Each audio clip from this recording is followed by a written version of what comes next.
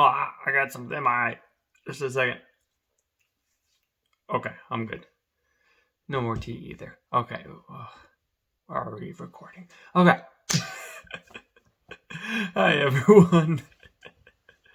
It's a good Thursday. It's actually tomorrow's my Friday, so exciting things, exciting stuff. We're gonna get right into it because I have a manga I want to read. A Record of Ragnarok.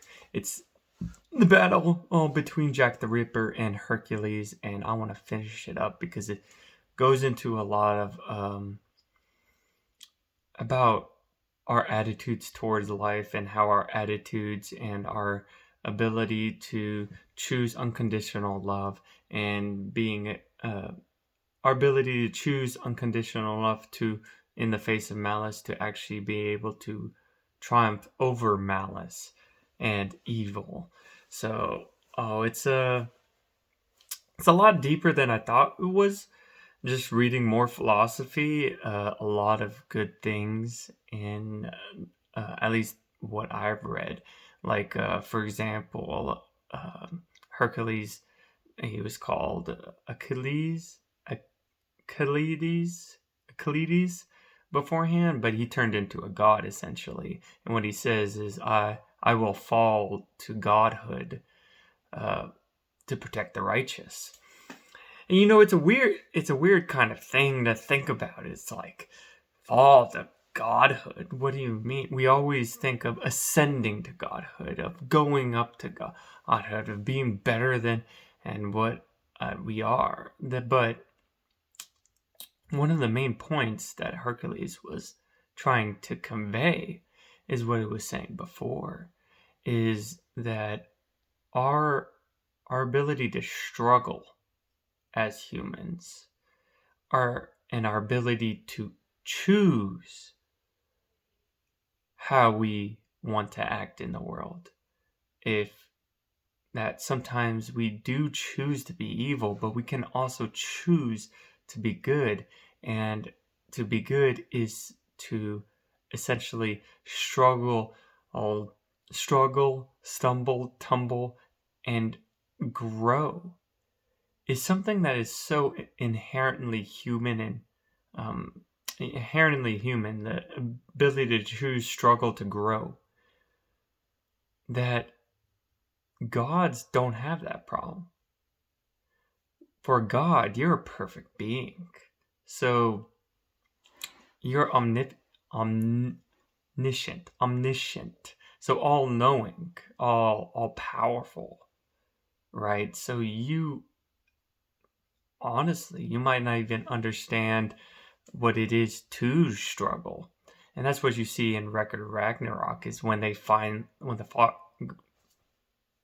spoilers, when the gods finally lose, they're flabbergasted, honestly. They can't even fathom losing just because they are these perfect beings. But that's the thing about the contrast between humans and gods, is that all of human existence is struggle. And also nature as well is to struggle. But primarily for humans is our ability to choose to struggle so that we can grow. Animals and nature uh, don't do that. They don't have choice, right? They are not given free will to choose, okay, well, I'm going to go into a cold shower so uh, I can go. Oh, sorry. I'm not gonna. I'm gonna go into a cold shower every morning so I can increase my immune system and better my resistance to cold, and also prove to myself that I can do things that fear or that my body doesn't want on me to do. You just don't get that in the animal kingdom. So as humans, that's inherently ours, and for God, someone who's perfect in every instance, who's all knowing, who's all powerful, who's all powerful and all knowing, they don't need their struggle. why? Like, they already are perfect. They already know what's gonna. I mean, if you take like God, the Christian God, for example, they already know what's gonna happen. We'll take Echo the Ragnarok gods. They're all powerful. They don't need to grow. They don't need to struggle. They don't need to keep going, um, because they're eternal beings, and they're all powerful. You see this with Aphrodite, the depiction of Aphrodite in Record of Ragnarok. She literally is so. I mean, classic manga. She has boobs so big that guys have statues of men or something, immortals have to hold them up, and it's just uh, playing on the fact of the gods' perfection and that they don't need to do anything. They are perfect as they are. So, Hercules' story is one that is so profound because as they gives that theme is given ample evidence. Achilles is really weak. At the beginning of his backstory, he's weak, weak. He's quite scrawny, but even though he's scrawny, he chooses to be moral, and that's that attitude, right? And that Viktor E. Frankl talks about. The quote he says is, "The last of the human freedoms to be able to choose your attitude in any given circumstances." So Achilles, even though he's weak and he's skinny, he chooses to be righteous and chooses to defend his friends.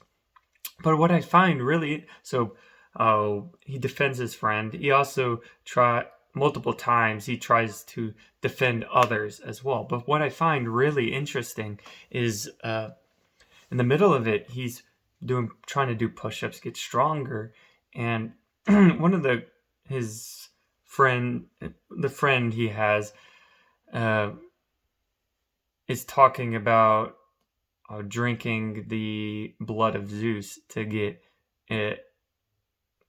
infinitely stronger, and he says something along the lines of, "I can't die yet. I need to get stronger for others," and it's like, whoa.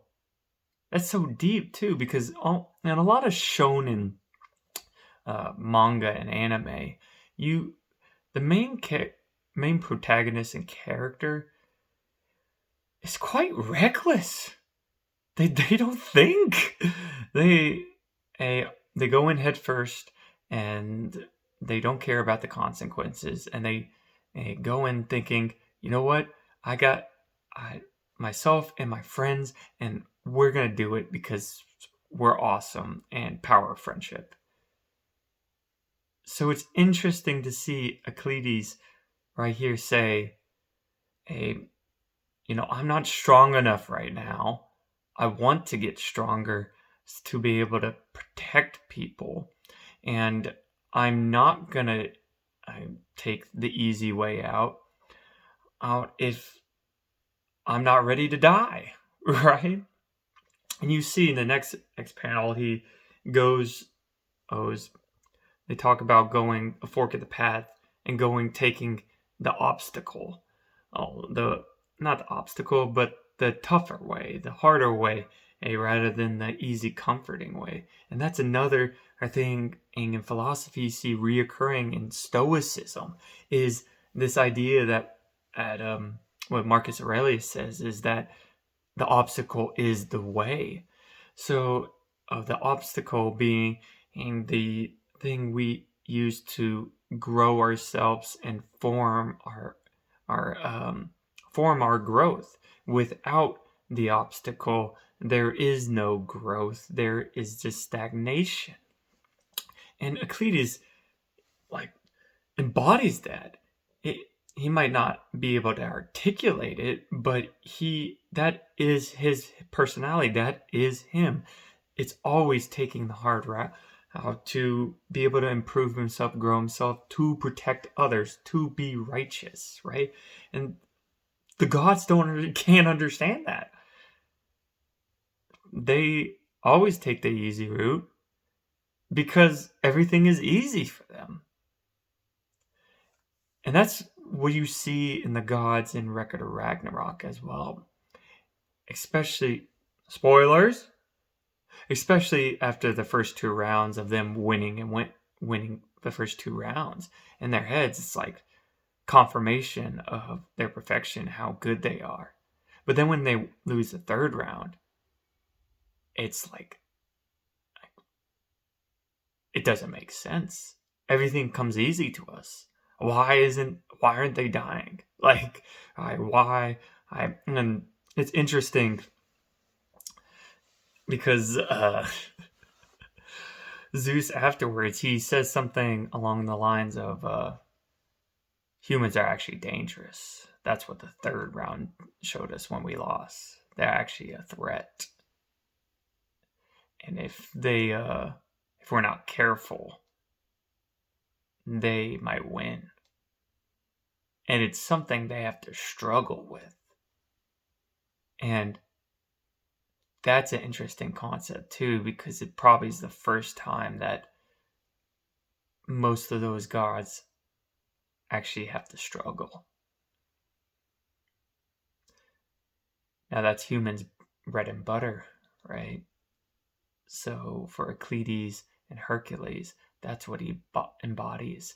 And furthermore, it's weird because this manga artist, I think he put a lot of thought into Hercules, picking Hercules being the epitome of humanity and that idea of chosen struggle. Because Hercules, think about it, he has his 12 labors. That is just a series of struggles that he had to go through to become a god. And in this instance, it's more, if we put it into, take the metaphor of him going through the labors to become a god, to become perfection, into the literal, what that kind of means is the idea that virtue, love, and growth, virtue and love and strength is a path that never ends for us.